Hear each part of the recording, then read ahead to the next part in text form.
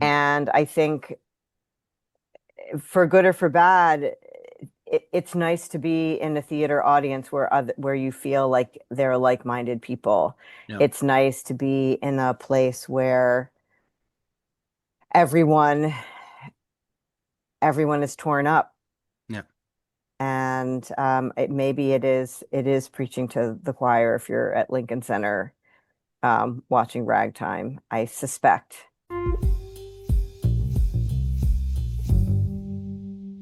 This is Dr. Andrew Rimby. Thanks for joining us here in the Ivory Tower Boiler Room. If you don't know, you can get all of our episodes ad-free on Patreon, patreon.com/Ivory Tower Boiler Room. All of Mary's true crime episodes ad-free, video episodes ad-free from the ITBR interviews. Also, follow us on Instagram, please. Ivory Tower Boiler Room. I like to put a lot of exciting arts and culture clips from the podcast, you know, TV shows, films that we've discussed. TikTok is Dr. Andrew Rimby. Long story, the Ivory Tower Boiler Room one got taken off by TikTok because it was too salacious and scandalous, in my opinion. But I might be just having an Oscar Wilde complex there, thinking, that I was causing such a sensation on TikTok. So please rate us on Apple. It really, really helps. Review us. If you're on Spotify, you can rate us there too. YouTube, please follow our YouTube channel. Please like the video, share it with your friends, your community. The only way that I can keep giving you all free, exciting podcast episodes is because of the reach of the podcast. So rating us, reviewing us, it really, really does help. Also, shout out to Sean, our intern, who, if you see the cover art, you see the edits of the podcast, that's all Sean. So amazing work by Sean. So I hope you all enjoy this episode.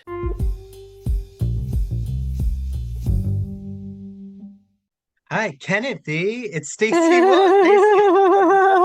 Hi, Andrew. How are you? I'm good. I'm good. How are you? I'm good. It's I good mean, to you see seem you. busy, but I think busy is you know, Well, aren't you busy? I'm busy, but I feel like the day it kind of just I take each day at a time. I can't think of what's on the next day. I just have to be in the moment. Yes. And is that because of the state of the world, or is that because of your personal things, or all the things? Everything under that sun. Everything under that sun. Yes. Oh my Um, gosh, I know. How many realities can we live in at once?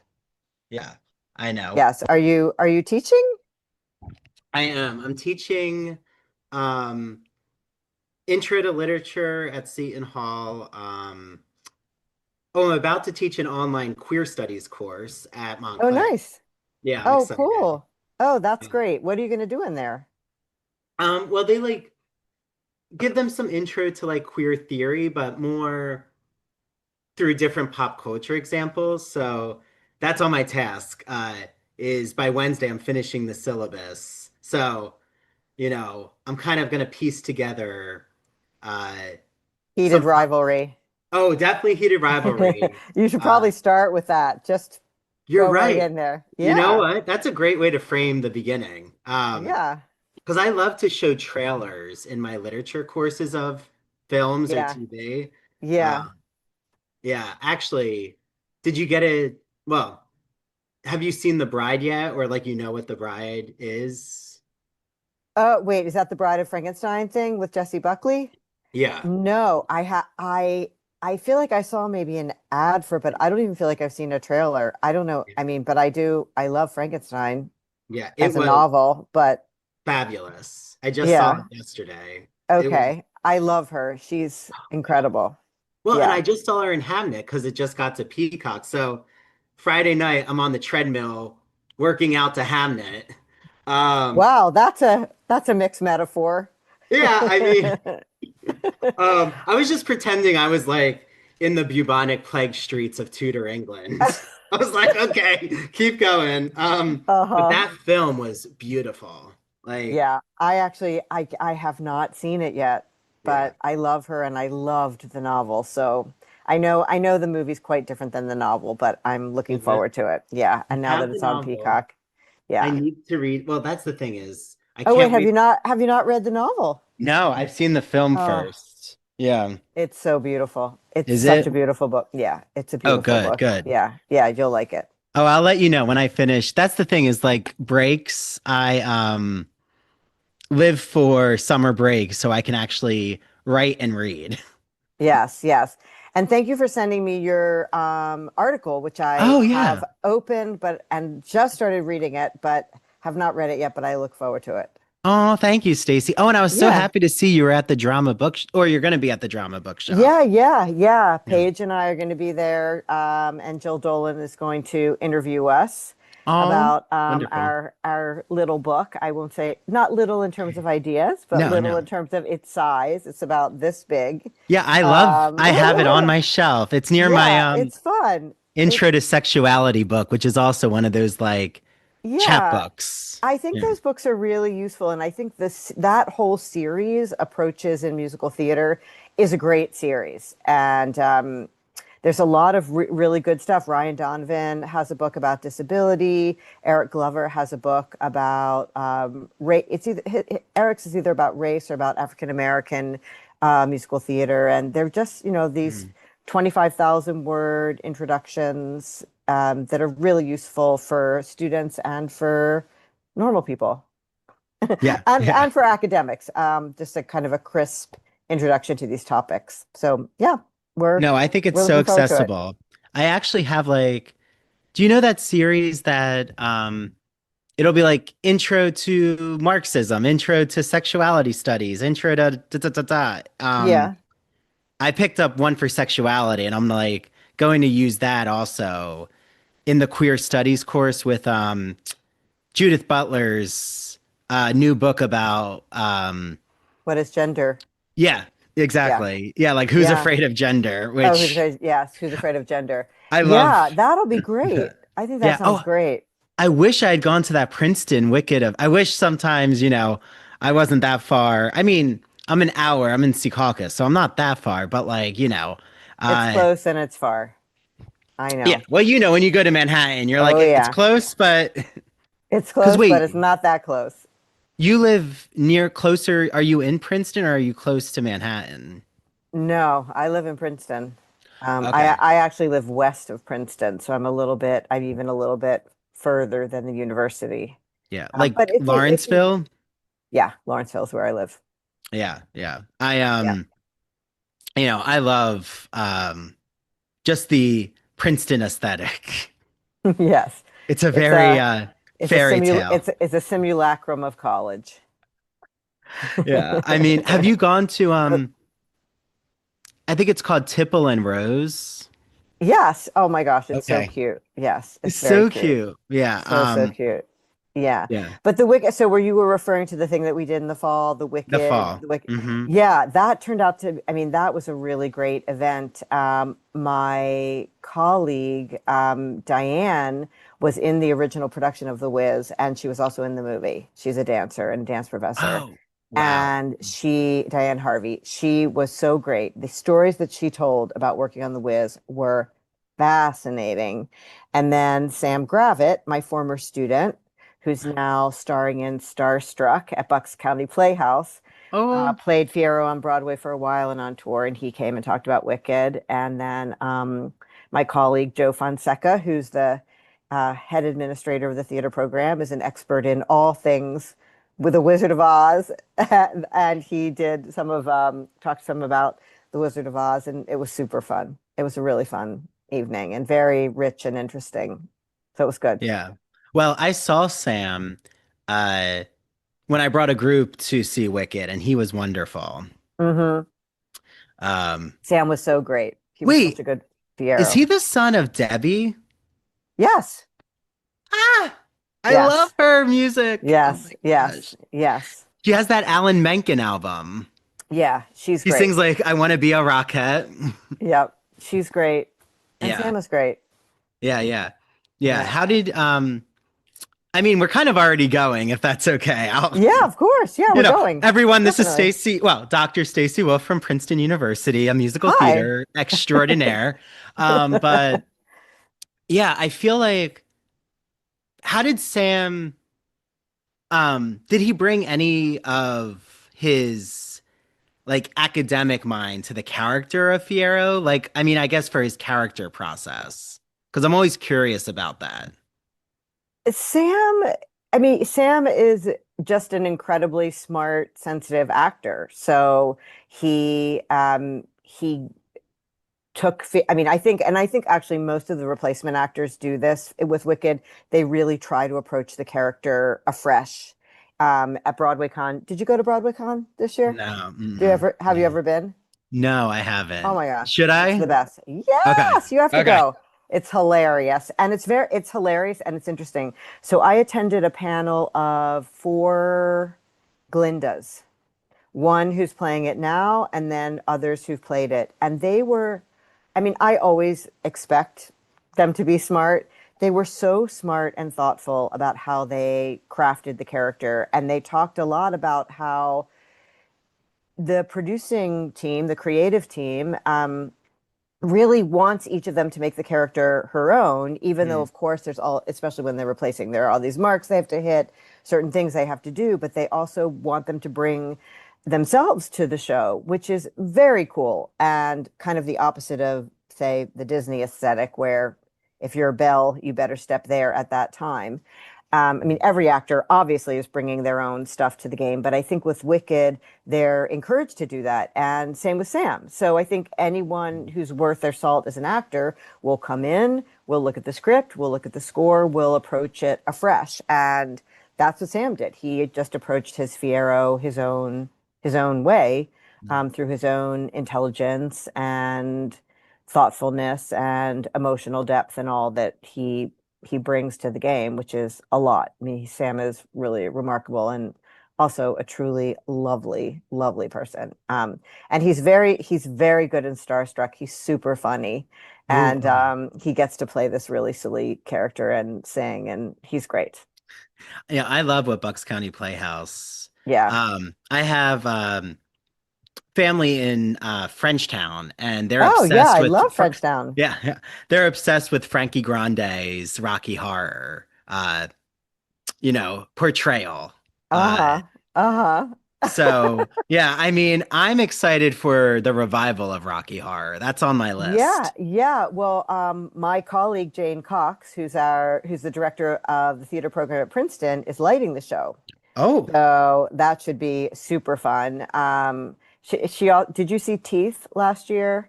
Michael R. Jackson and Anna K. Jacobs' Teeth no, that at was like off Playwrights. Broadway, I Yeah, it think, was at right? Playwrights and at New World Stages. Yeah, and everything explodes and falls down at the end.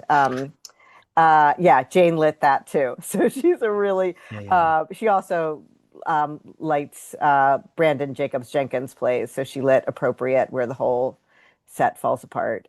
Yeah, she's a So great she lighting likes when designer. things fall apart. She does. She's very good at making things fall apart So we might have with that in light. Rocky Horror, is what you're Who knows? saying. Could be. I don't know. I think Sam Pinkleton, he likes things to fall apart too. Yeah. Yeah, so whatever else is going on, I can tell you it will be beautifully lit thanks to Jane. Oh, Yeah, I'm nice. excited to see it too. I'm taking one of my classes to go. We're Oh, excited. so nice. I mean, Yeah. how I'm assuming like Princeton, is it hard to like get a whole group together, or would you say We like, just take yeah, we take our classes. So okay. we choose a date that works, and I would say for the most part, not all the students can go, and it's sad, but it's a little bit their loss. So we're very, Mm, very lucky that we can take a group to go.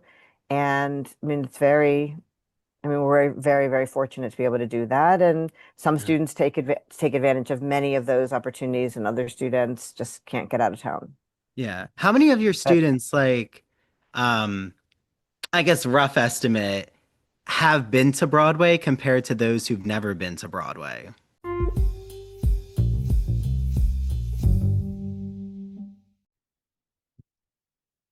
The spring season is here, which means there's a new issue of the Gay and Lesbian Review called Victorian Times, all about my favorite period of literature, the 19th century. And you'll see a rugged Walt Whitman on the cover and the dandy Oscar Wilde. Well, guess what? My first article is now published in the Gay and Lesbian Review called Once Upon a Time in Camden.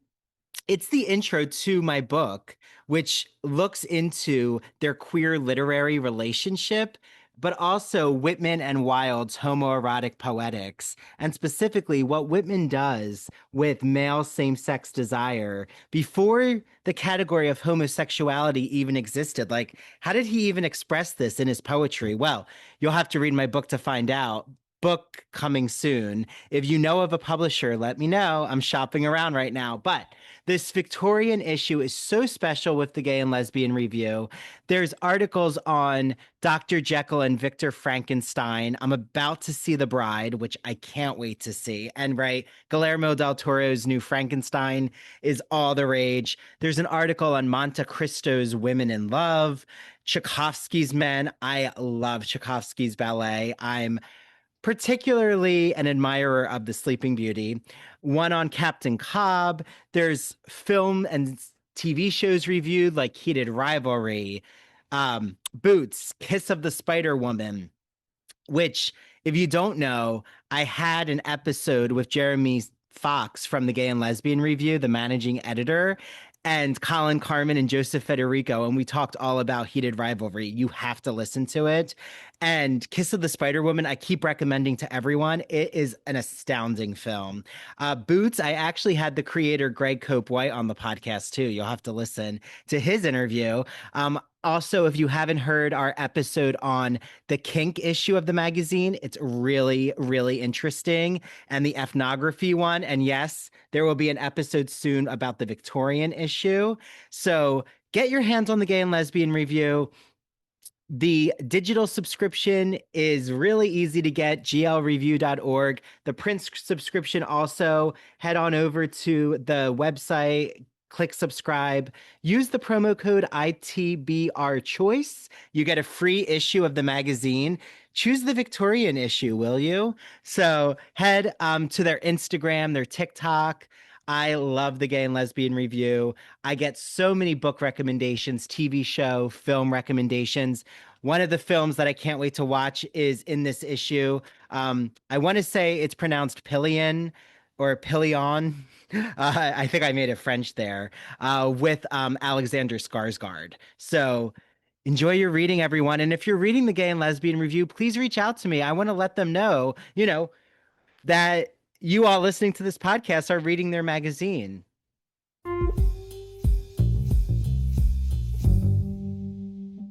Now that the spring semester is here, I am so excited to let you all know about a publisher, an independent publisher that's celebrating 40 years of great books called Broadview Press. I love Broadview Press. I have so many of their editions of classic literature like Wuthering Heights, which is coming out soon, and it's our book club choice. And they have so many academic books for instructors and for students and the general public. So I've had so many exciting guests on, from guests talking about The Wonderful Wizard of Oz, guests talking about vampire literature, horror literature. I'm looking at you, Jeffrey Andrew Weinstock, whose book actually just came out called Horror Theory. Look it up. And I cannot wait because I have two exciting guests coming on soon. And I've recorded their episode, so I know that it's going to be such an interesting conversation. The first is Rachel Tucholsky, who wrote a book called Writing on Fire, a fierce yet friendly guide to writing humanities essays in college. I've used excerpts of it for my Writing 2 course at Montclair. It has gone over so well. I just love what Rachel does, and we get into this in our episode about this metaphor about writing on fire, like how that's a great way to think about free-flowing, brainstorming, creative ideas, and getting into that flow state, which, as Rachel explains, happens not just in writing, but in many other avenues. And then the other guest that I have on is David Starkey, who wrote a book called Academic Writing Now, A Brief Guide for Busy Students. It is designed to cover the basics of a college writing course in a concise, student-friendly format. Each chapter concentrates on a crucial element of composing an academic essay and is capable of being read in a single sitting, which, for a generation, myself included, I think all of us now, just consumed by digital media or just this attention grabbing technology, reading in a single sitting is definitely a plus. So head to Broadview Press, use the promo code Ivory Tower, and you'll get 20% off every single book in their collection. There's also a really cool digital library collection they have. So if you're a librarian, take a look at that. Message me. If you're a librarian, I'd be happy to show you what that new collection looks like. And I hope you all enjoy your reading.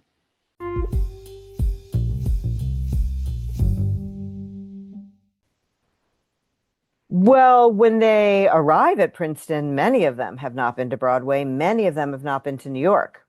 Many. Mhm. I would say almost all, not most. I probably, let's see, more. Yeah, I mean, more, at most, as in more than half Yeah. have not been to Broadway or not been to New York. If they take theater classes, they will go to New York. They sometime, if they're a theater minor or if they take theater classes, they will go to New York. Um, Other students, I can't say. I don't know. I Mhm. mean, they jokingly, not jokingly call it the Princeton bubble, and there's a lot going on. So it's very easy to get to New York. There's a little train right there on campus that Yep. takes you to the bigger train, but and there's a bus that goes also. It's really easy. But, I'm sure like your students, people, Yeah. they're busy. They're Yeah. busy. Yeah. They're busy. They have jobs. Oh, yeah. They have school. They have athletics. They have their singing groups. They have all, rehearsals, all the things that they do. Yeah. They're not just twiddling their Yeah, thumbs. but we do try to get them to New York. And actually, That's the nice. day I'm taking my class to see Rocky Horror, we're going to go to the New York Public Library in the morning and meet with Doug Reside and look at some materials, some archival materials from Rocky Horror. So Oh, we'll look at the original production and some other stuff that Doug will gather for us and kind of think about this show. I'm taking my class. I co-teach a class with my colleague Solon Snyder Sway about revivals. So we're cool. gonna think about this Rocky Horror as a revival, and we'll go to Yeah. the library, and then we'll go see the play. The Should be Lincoln fun. Center, I'm assuming, Performing Hmm. Arts Library. Yeah. Yeah, The yeah. one that has all. Wait, can you Have you dispel got? the myth? Have you gone there? Have you done research there or I taken your haven't done class or anything? research. I've gone there like when I've attended the Met Opera, Yes, but yes, yes. I've always had this like thrill for knowing that all of the like shows have been filmed and that they live there. Yeah, yeah. And you can Uh, watch them, right? You Is can that watch true? them. Yeah, yeah, you can watch them. You just need to come in and say that you have a research reason. Although even now, I'm not even totally sure you need a research reason. But the main thing about it is that you can only watch once, and I don't know if it's still this way, but the last time I was there, you could not bring in anything but the paper and the pencil they give you to take Yeah. notes Like I'm because assuming you can't be like, yeah, oh, yes, because, everyone, look what I'm right. watching. Right. Exactly. No, Yeah, no, no, you no, no, no. can't do that. I mean, they do their best to protect the Yeah. completely appropriate copyright of all of those shows, even though, as we know, bootlegs have changed everything. But yeah, and there are a number of smaller shows, especially that are in that incredible archive that maybe have not been caught on a bootleg, Yeah. illegal something. Yeah. So Yeah. yeah, it's really fun to go there. I mean, it's fun to go and watch something. I think it's especially fun to go and look at archival materials. It's just Oh, yeah. fascinating, Yeah. to look at the notes of the creators and the receipts from all the different expenses and the debates that went on among them and the Oh, yeah. drafts of the score and the script. And it's so interesting. Yeah. I mean, well, Tim Curry's Rocky Horror, that must be interesting to actually see from Yeah, the I'm stage. sure. I'm sure. Yeah. Yeah, Yeah. yeah. Like So I'm just excited for well, all fair, uh definitely send me when you're going because I'm just curious. But Yeah. I just am excited to see how they start it because I feel like the usherette, like just the way they begin it is Hmm. intriguing. It's kind of like Pippin to me. I find the opening of Pippin is so like there's just some opening numbers that are iconic. Like the way that you do it Yeah. is Yeah. important. You know. Yeah. And I'm sure Sam will invent a new way to do it because that's his mode as a director and Yeah, yeah. choreographer. Yeah, yeah. I'm waiting to Yeah. see lips. I want to just see like Yes. everyone have like kind of like magic to do where they have hands instead it'll be all Hmm. lips singing. I don't know. Hmm. If that's what happens then it's a mind reading. No, I'm just kidding. I don't think that's going to happen. But I just saw Death Becomes Her for the second time. Did you see Oh, Death Be I have not seen it, although I've heard it's Oh my so, gosh. so funny and wonderful. It's hilarious. It's one of the best musical comedies, Stacy, since Hairspray, in my All right. opinion. I'm gonna have to get myself there, clearly. Yeah. The Broadway lottery, $45. Okay, You I will get to try sit it. in row C of the mezzanine. It I will was try great. it. Wow, Yeah. that's great. Yeah, It's I will so try it. good. Yeah, I always tell my students, because um, cost is such a big factor. I feel like especially now. Sure. That I'm like, here's the Broadway lottery, here's Today Tix lottery, here's this, here's Yeah, that. It's like you kind of have to even standing in line for rush tickets, people get there 2 hours ahead of time now. I It's know. I know. yeah. A lot of my students use the lottery too, and if they hit, Yeah. they just go, which I think is great. Yeah. Yeah. I Yeah. mean, it's like, Yeah, okay, it's I didn't great. win next time. Yeah, just try again tomorrow. Exactly. It's nice. Well, any other revivals that are on your radar, Stacy? Cats. Oh Cats yeah. Jellicoe Ball. I saw that downtown. It was incredible. I'm Yeah. curious what it will be on Broadway, uh, because Yeah. the setting downtown was so amazing. The way that Mhm. the runway worked and the seating on three sides. So I'm curious what that will be like on Broadway. That was really great. Oh, like And Titanic. How are they going to do that on oh Broadway? yeah, I don't know. I don't know. I'm curious about that, definitely. And I mean, the show I'm most excited about right now, but it's not opening now, is Ragtime, which I've seen a couple of times and we'll see again. Yeah. It's, have you seen it? Yes, I saw the It's City so, Center performance. yeah, yeah, I saw it there Beautiful. too. Stunning. So beautiful, Yeah. yeah. Yeah. And complete, incredibly relevant, Oh. which you just can't believe.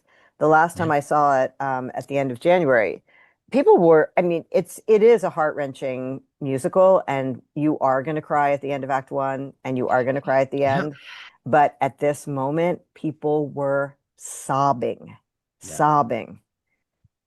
It just somehow, well, not somehow, it's just completely and totally relevant Yeah. to our moment. Well, and that's where I feel like how do you approach Stacy and Stacy's going to come back on with her co-author for With Paige. yes, with Paige all about um feminist types of approaches with musical theater, but Yeah. with such a divisive country, feeling like I would say, in my opinion, 70%, want progress and are fighting for justice, and then the other 30% seem like it's a completely different world. Um, that I literally, I'm just going to use this as an example. I don't usually call Congress people's offices, which I think, it's important. But I did call that one in Tennessee who just came out with like this very anti-Muslim statement. Uh, Dan Ogles, I'll just say it because he's the one who did it. I didn't do that. And I called his office, and the staffer was like, "Oh no, he believes that. Like, if you're a practicing Muslim, you shouldn't be here in America." And I'm like, "What?" Like, I was like, "Wait, you're saying this right now?" Like, I couldn't even believe that was being Unbelievable. said by the staffer Yeah. too. And Incredible. I'm like, this is like the hatred of the other just really well, you're right. That's what ragtime it shows you about Yeah. America's divisions. This isn't sadly new, but it's it's Yeah, cracking open. it's true. And I have to say at this, I mean, it's really great that you called his office. It's good for all the opinions to be registered. Mhm. And I think for good or for bad, it's nice to be in a theater audience where you feel like they're like-minded people. Yeah, It's nice to be in a place where everyone everyone is torn up, yeah, and maybe it is preaching to the choir if you're at Lincoln Center watching Ragtime, I suspect, but I don't know. I guess we pull our pleasures and moments of meaning as we can yeah, in these times and still try to fight the good fight and yeah. get out there and call our Congress people and do what we Absolutely. can try to protect our neighbors. Yeah, that catharsis is so important, in my opinion, that like ancient Greek root of um the audience's response and interaction with the performance. And like, yeah, Death Becomes Her might seem just, campy, and maybe there's not a lot that it's going to change in a cultural meaning, but at the same Hmm. time, the whole performance is dedicated to the queer community. And it's like that matters. Like it Mm, matters that the queer mm, community is seen from the beginning of the show. And hmm. the intended audience doesn't have to be sanitized. Like that to me is Right. a powerful moment. Well, and that is a political moment, even Yeah. on Broadway. That is a political moment. Yeah, one of the questions that you sent me for us to talk about with Wicked, um, where you said, are there any elements of the musical you think that are lost in the film adaptations? And the first thing I thought of was liveness. Those of us who love Mm. going to the theater and are committed to the theater and committed to live performance, however wonderful those movies are, and I think they are wonderful, and I'm so glad that Wicked exists in many different forms, Yeah. and I hope it will live on in many different forms. I just think being in a theater audience feels different. Yeah. There's And nothing like it. no, I mean, it's so cliche to say that and so entirely true over Yeah. and over and over again. How important and wonderful it is to be in an audience. And I think, especially in an audience for a show like Wicked or Ragtime, or it sounds like with Death Becomes Her, that just knows what it is. Yes. Yes. It knows what it is. It knows what it's trying to do. It's incredibly self-assured as a piece of theater, and it knows how to grab the audience by our hearts and minds. And we're there. We're in it. We're with it. Yes, yes. Yeah, it doesn't have to make excuses for what it is. And I Right. think that's Right. important. And that to me is like the bride. The bride is not Maggie Gyllenhaal's not making this to appease those who don't believe in women's rights. So it's like, you know, we need art that's unapologetic, in my opinion. Mm-hmm. And the theater Mm-hmm. is the bastion of that. Like, if I could go to New York Public Library right now in this moment, I would want to see Hair, the original Hair, because I feel like Yeah. we're in that moment again of anti-war protests. Like, like what was that like for and I Right. think when they revived that, it was a hard sell because we weren't in that. I mean, we were, but it was a different cultural moment. I mean, Yeah.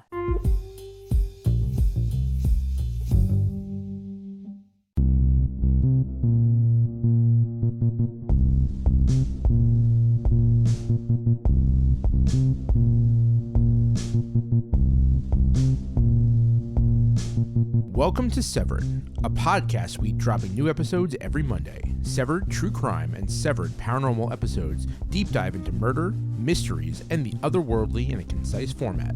A 7-minute story to frame the case with thoughtful analysis and our usual banter. We sometimes find the lighter side of darker cases. We offer 3 spin-off shows, Severed Strange Stories, Severed Haunted You, and Severed Serial Killers that highlight the unusual to lighthearted topics from the digital dumpsters of true crime, haunted universities, and the minds of madness like Ted Bundy and Jeffrey Dahmer. We are your co-hosts. I'm Harry Chambers. And I'm Drew Hudson. Listen on all major podcast platforms, including Rogue Media Network and Radio Garden State. Follow us on Instagram at severed_podcast.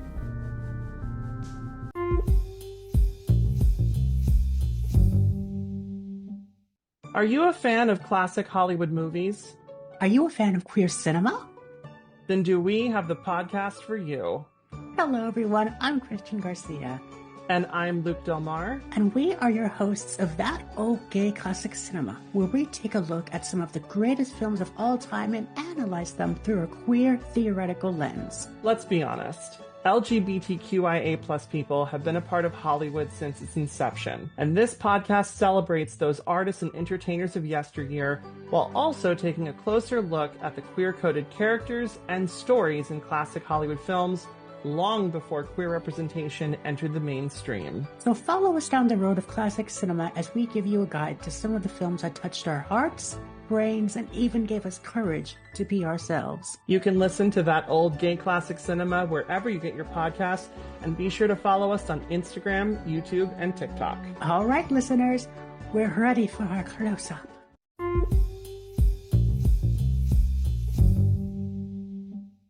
Yeah. Like, do you remember? Yeah. And that's, Hair? I mean, I saw Hair when I was a little kid.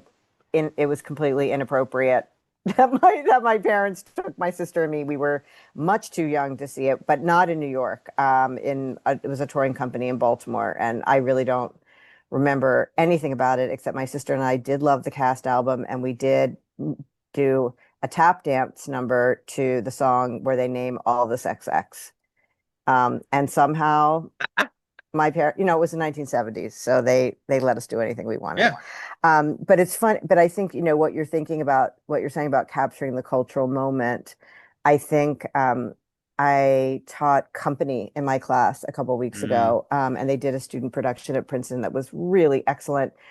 But I was thinking about how some of my students did projects about marriage and what was going on in terms of marriage and women's rights in the mid to late 60s, leading up to Company, and how shocking it must have been to see that show because of the issues that it raised, because of how it questioned marriage, and also the form of it would have been completely radical and surprising. And I think it's hard for us to recapture that energy and that confusion also. Even thinking about West Side Story, and that was pretty, I mean, it was incredible, but it was aligned with its time, but also completely different than other things that were going on at the time. So I think it's interesting to think about what musicals become over time. Obviously we can't recapture what it was like in the moment, but just to imagine, what would it have been like to see Company, when divorce was uncommon, or bachelor, there's a certain kind of pressure on bachelors. Yeah, right. Yeah. And there's some interpretations that, I saw the Marianne Elliott, thank you. Production and the set, amazing. One of the best sets I've ever seen. It's just so beautiful. Yeah. Yeah. And I love that it was like genders were swapped, like it brought different meaning, but you're right. Like the whole sense of Bobby in the original, like I kind of still think there might be like a closeted narrative or something. Oh yeah. Going on there. Yeah. Well, you remember that in the 1995 revival that they did at Roundabout, and then that was a script that got published. They added that scene with Peter and Bobby, where Peter invites Bobby to have an affair or sleep with him, and Bobby says, I can't remember exactly the lines, but Bobby says, yes, I've had homosexual relationships, but I'm not gay. I don't know exactly the words that he uses, but they added that scene to try to silence that narrative, which was was and continues to be a really easy reading to do. But then, interestingly, they took that out of the licensed version because the production that my students did did not have that scene, and Oh, the wow. students who were the student actors, or the director and musical director, and some of the actors came to my both my classes, and the students in my class who had read the other version immediately said, "What happened to the gay scene?"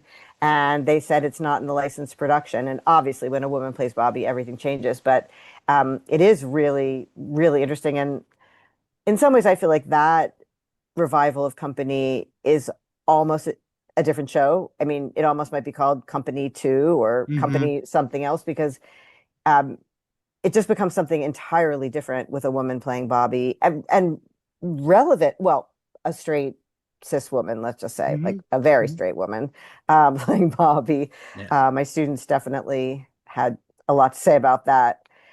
But yeah, so it's Yeah. Yeah. but I guess what I appreciate about it is that Sondheim was willing to work with her to make Oh, some yeah. radical changes, that she's such an inventive director and came up with a way to make this show different and newly relevant.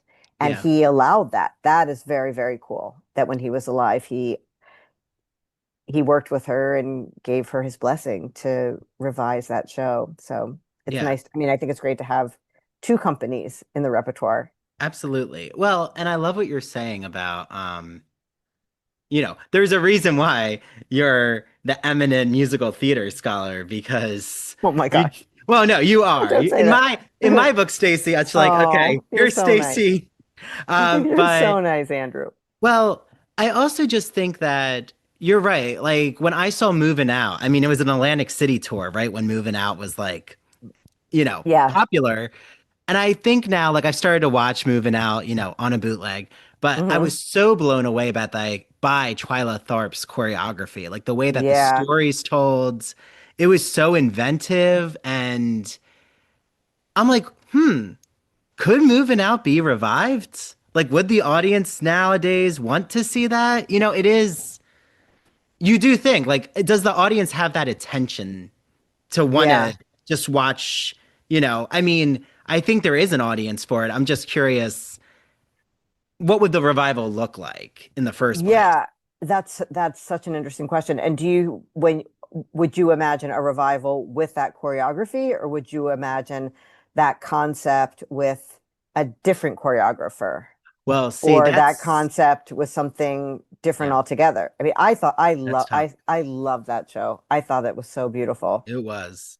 And, Jesse Green, who's been here on the podcast, he likes to put down jukebox musicals, but trust me, like, whatever someone might say about a jukebox musical, it worked amazingly well. And yeah, I wouldn't want other choreography. See, that's the thing is I would Yeah. want the exact replica, which isn't what a revival. I mean, they could do it. It's just, Yeah, you they know, could do it. I mean, yeah. there are a lot of revivals that are more or less replicas. Mm. Yeah, I think Hello, that Dolly, would be right? That was kind of Hello, Dolly over and over and over over. It's the again. same. Yeah, Yeah, and also a lot of the revivals of Gypsy have had true. a different woman playing a different diva playing Yeah, Rose, which obviously changes the flavor of the show. But until this recent revival with Audra McDonald, it was pretty much Gypsy as it had been done. yeah, yeah. Yeah, and even for a long time when they were doing Sweeney Todd, all Sweeney Todds were more or less an attempt to replicate the Prince production until John Doyle just ripped it up and and tore it up and made it into something entirely new. So Yeah, yeah, I mean, I guess I feel like, and I've been thinking about this because my colleague and I are teaching this class about revivals, and I feel like there's a lot of room for revivals to do all kinds of things, yeah, and especially with a score, a lovely score. It's yeah, whether it's a jukebox score or whether it's a score that was written for musical theater. yeah. It's Well, really nice to just reperform things or do them the same or do them yeah, differently. there's a lot of calls for Hairspray to be revived, and I saw that. Oh, I actually saw again. Atlantic City was getting a lot of tours in like 2005 and 6, but yeah, since I was in South Jersey, it was just so easy. And, my parents were like, let's make it into a beach weekend. So, of course, I'm like, well, Hairspray's playing at Harrah's. We got to see Hairspray. yeah, But then I saw it on Broadway. And again, it was a moment where we were about to enter President Obama's optimism and this history of like, you know, body positivity, integratedness, those who Mm-hmm. fought against integration, making it into, the quirky John Waters commentary with his film. Like, I thought it all fell into place that, like, if you revive Hairspray, there's a nostalgia. And sometimes I think, um, I'm not saying it shouldn't be revived, but sometimes the memory is so powerful if you remember the original that everything else kind of feels like a pastiche. And that would Mm-hmm. be my concern. It's also like, oh, I'm getting older. I remember the original. Like, Mm-hmm. yeah. Yeah, I think a lot of it depends on what audiences bring to the table. I mean, they're your horizon of expectations. Have you seen it Yeah. again? And um, Marvin Carlson's concept of ghosting and the haunted stage, Oh, which we also talked about in my class, that every production is haunted by previous productions, and whatever productions you've experienced, your experience of the next production will be haunted by that earlier production or by all the different things that you've seen Patti LuPone play in, and then she plays in whatever she plays in Company, and she's haunted by all the other roles that you've seen her perform. very true, Yeah, very true. Like, yeah. there's some there's some actors who can camouflage themselves. Like, Mm, Jennifer Samard in Death Becomes Her is a good example. I saw her in Company. mm, Um, like, I feel like she finds that arc of that but hmm. she's also playing comedic Yeah, roles. that's But interesting. you're right. Like So when you you see feel Pat, like she yeah, disappears into the character? I do. I That's think so cool. she disappears. And yeah, I mean, I think that when you reach the level of like being called a diva in a powerful way, it Hmm. also makes it hard for you to um not be cast as a certain type. Like I could see also, you know, if Patti LuPone wants to come into like uh a revival of Carrie as Margaret White, that could be that could be tough for the audience to buy into it. Uh-huh. Not Uh-huh. that she can't do it, but again, I mean, there's also like really surprising turns, which I love. Like when, Hmm. you know, they like I was listening to Bob Zemeckis, who did the Death Becomes Her film, like say, I had Meryl Streep and Goldie Hawn because I was putting them in roles that they didn't get to play. And like that was Uh, actually what made it more compelling is hmm. following them on this journey of Yeah. the expectation being subverted. And I loved that. I Yeah. was like, that's really interesting. Yeah. Um, but yeah, Yeah. I mean, it's funny. Yeah, I had you on to come talk about Wicked. I mean, we could talk about everything. And you're right. There is, I was feeling the fatigue. I think for me, I loved seeing Wicked again, Hmm. at the theater. And I fell in love again with, I mean, I saw it, in 2004. Kristen had just left.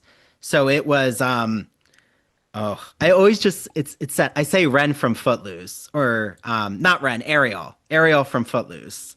I forget the actress Jennifer something. Mm. Oh no, Jennifer Laura Thompson. Yes, yes. Yes. Was Okay. she was the second Glinda. Yes. So I Yeah. saw her and I saw Yeah. Adina Menzel.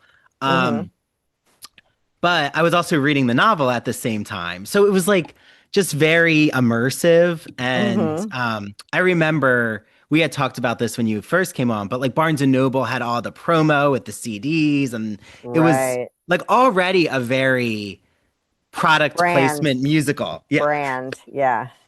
it was Yeah. unique in that way. And I'm kind of um Gregory Maguire, I mean, like what he did, but then what Steven Schwartz and Winnie Holtzman added on. Like I think they really added that stamp of, you know, this is the 21st century Wizard of Oz. Oh Like yeah.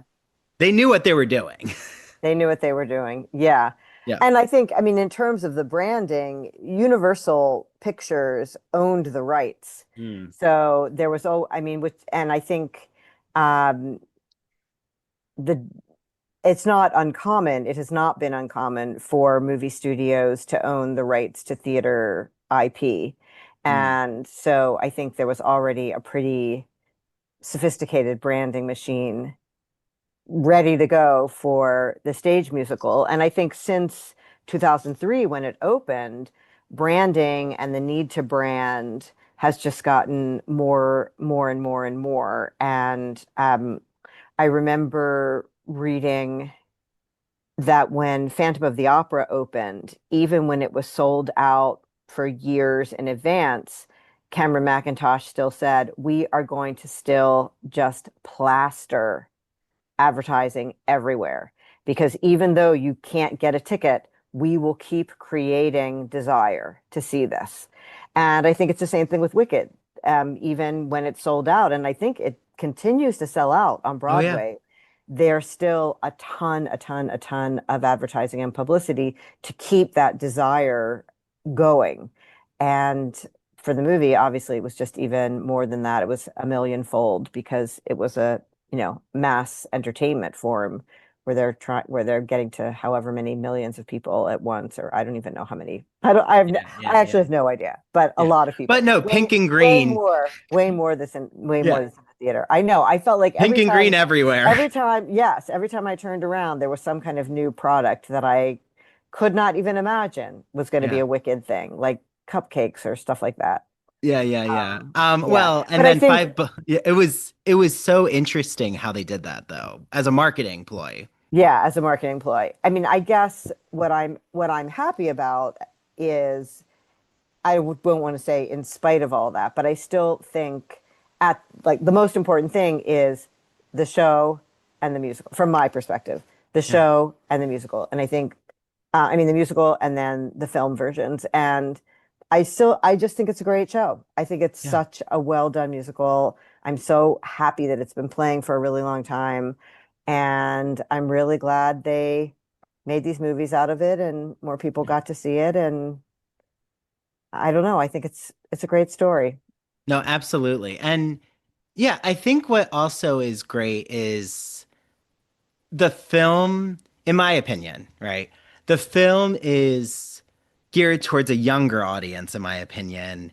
Oh, The interesting. musical is a little like middle school to high school. I would Hmm. say, or late middle school to high school. I would say the Hmm. film is more like you could be in elementary school and not be Mm. scared. Like I think it's The more the first one or film. the second one or both?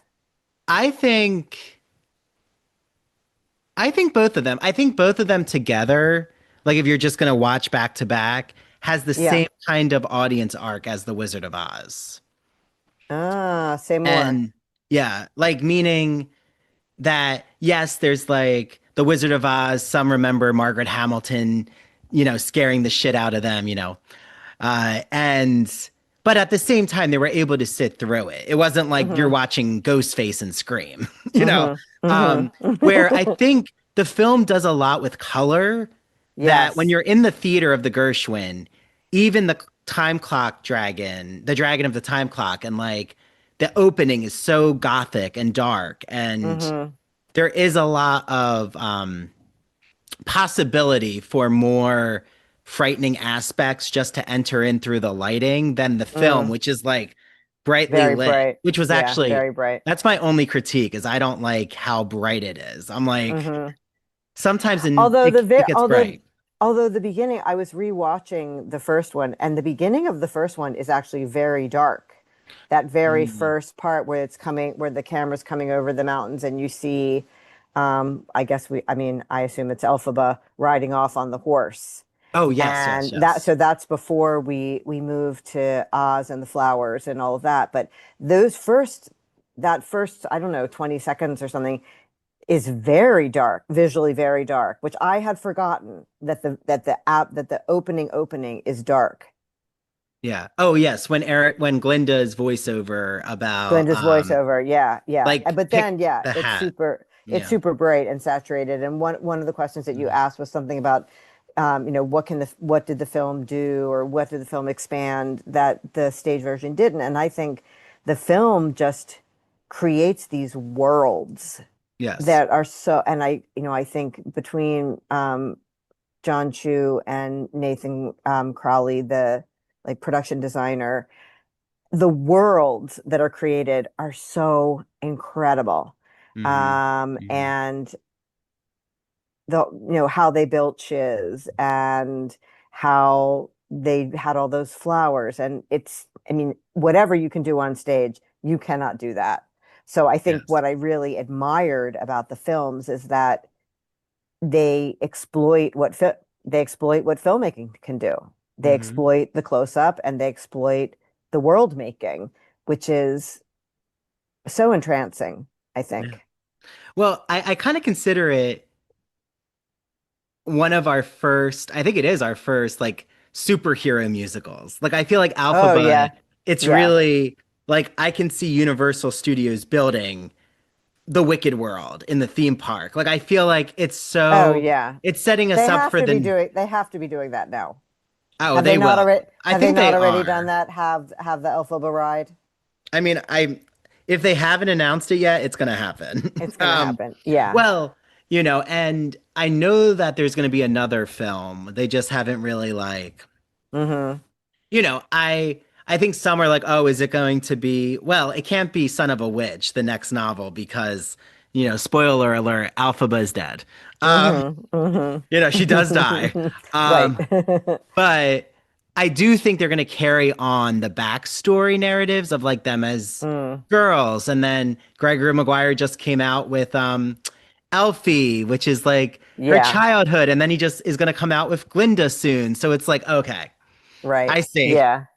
I read an interview with Stephen Schwartz where he said that he and Winnie Holtzman are working on something that he calls an adjunct project. And Hmm. in that particular interview, which was in November, so it was right before the second movie came out, he said something about this story is done. The story of Oz is done, but we're working on other things, and there's more in the Baum Hmm. novels. Obviously, there's more of Gregory Maguire's work. So I think what excites me about that is that I feel like they are a formidable team. Oh yeah. And I think between his skill as a composer and her skill as a librettist and her kind of her comic sensibility and his warm, I mean, she's very warm, but I feel like he brings a kind of melody. I mean, Hmm. he is a composer, but I feel like he brings a certain kind of warmth, and she brings incredible humor and sharp observation and a sense of how people, especially girls, talk. And I think they're a really great combination, and I think whatever they make will be fantastic. But Oh, absolutely. whoever story they tell, it's gonna be great because Yeah. they're an excellent team, I think.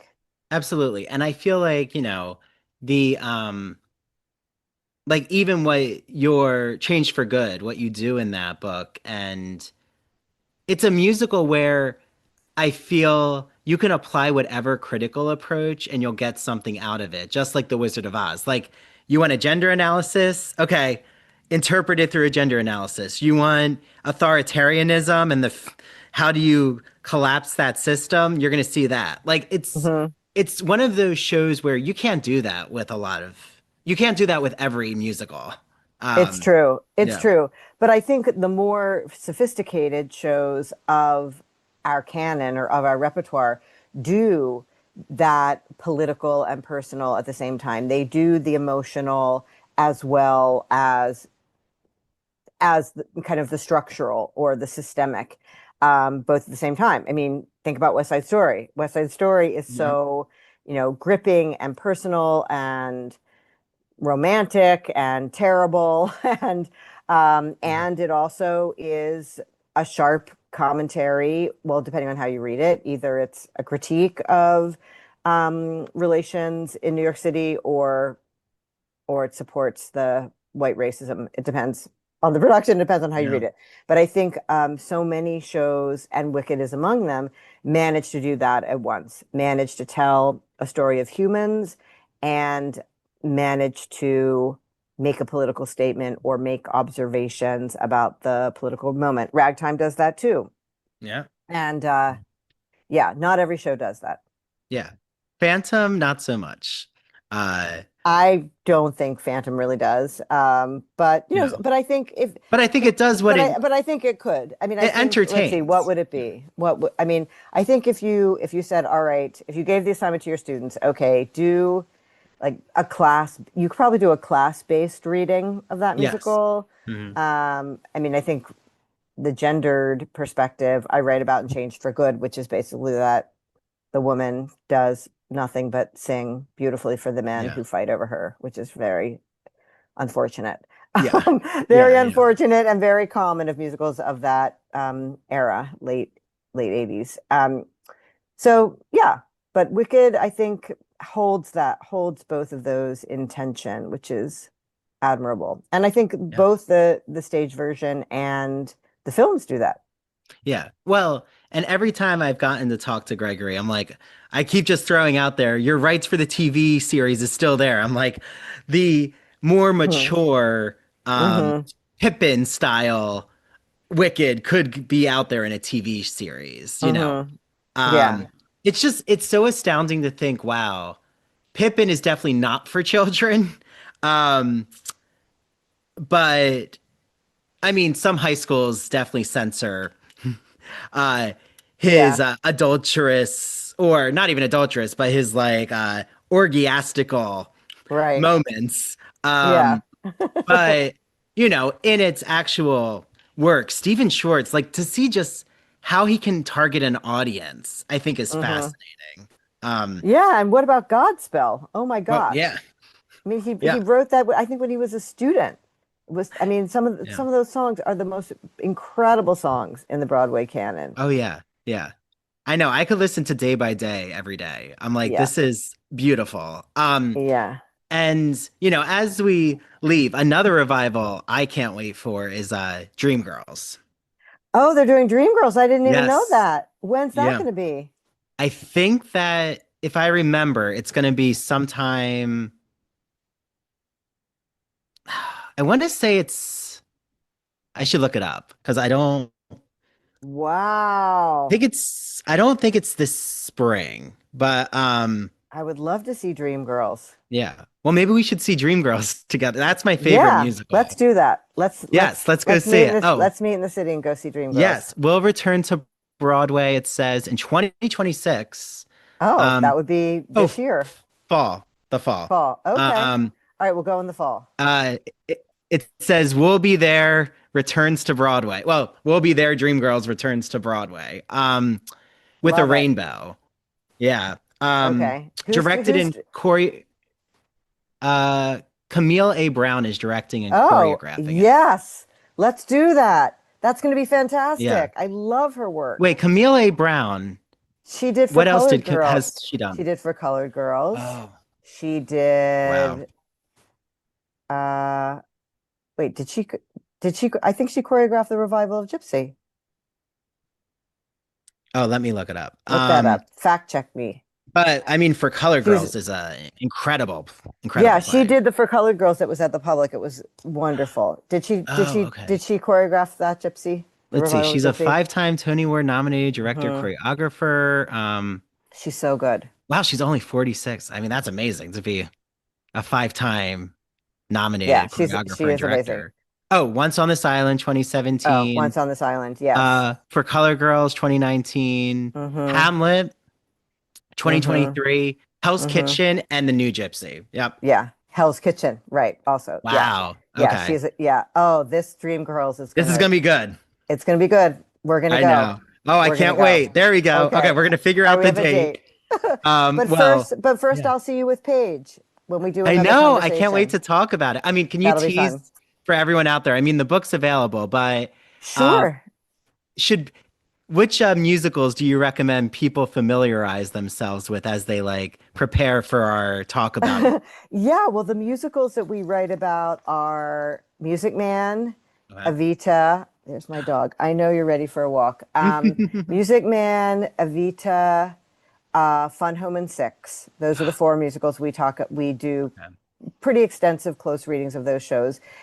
And I think that's, if you know those shows or Yep. if you re-familiarize yourself with those shows, I think you'll get more out of the book. That said, the book is really primarily a methods book. So in the introduction, we set up various methods for analyzing musicals from a feminist perspective. And what we say in the book is that we're not giving thumbs up, thumbs down. This book is not saying this is more or less feminist. This book is introducing tools, only a few tools. Obviously, there are many, many more tools, but introducing a few tools that can help you analyze musicals from a feminist perspective, any musical from a feminist perspective. So we try to highlight those tools as we go through each of the different chapters and practice. We really are practicing different tools on the different shows. Yeah. So, the way it was always taught to me is you pull down in an eye exam the different lenses to test your eyesight, and you see what sticks, you see what doesn't work. And that's such a that's great like- way to, wow, that's, Jan Valakian, my undergrad advisor at Kane. wow. There you go. I Yeah. love that. Yeah. That's such a I great, love I love picturing that that. image. Yes, that's perfect. Yeah. Exactly. That's Yeah. what we're trying to do. We're pulling down the eye chart. I love it. Well, Yeah, that's great. I mean, I can't wait to talk with you because I already want to talk about when I saw Fun Home, but I'll leave you there.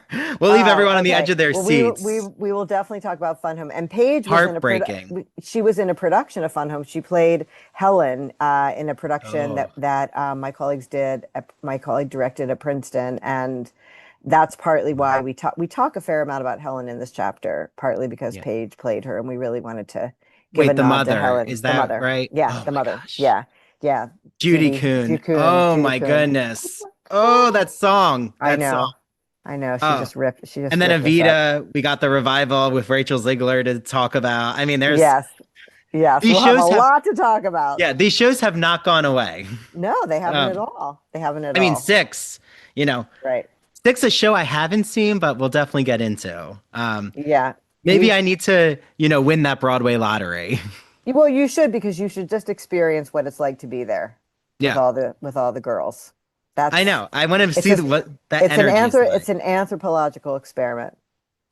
I like that. To be at Six. I like anthropological experiments. Yeah, you'll love it. Yeah. Well, good luck with your class. I hope it Thank goes you. well. Thank you. I'm excited that you're teaching this, and I would say definitely start with Heated Rivalry, and Oh yeah. I hope you do include Wicked in your. Oh, I semester. will. Yeah, I Okay. will definitely. I Good. mean, I think there's going to be a little popular in there. I mean, Ariana Grande is popular, obsessed with Must the do it. choreography. I know, it's so good. It's so good. Yeah. Well, thank you so much, Okay. Stacy. I could Thank talk to you Andrew. forever. I know. It's great. It's so good to talk to you. Thank you Yeah. so much for doing Of this. course. And I'll see you next time. Sounds good. Yes. Enjoy Okay, the alrighty. sun. I will. You too. Okay. Take care. Bye-bye. Bye. Bye.